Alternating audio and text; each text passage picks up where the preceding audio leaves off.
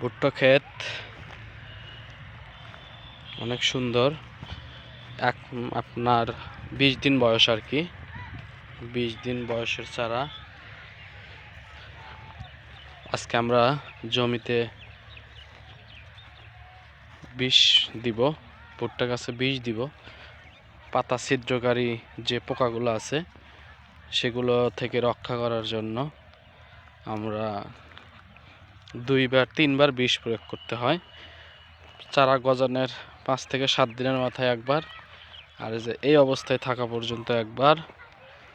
আর আপনার 2 ফুট গাছের বয়স, উচ্চতা যখন 2 ফুট হবে তখন হচ্ছে আপনার একবার বিষ প্রয়োগ করতে হয়।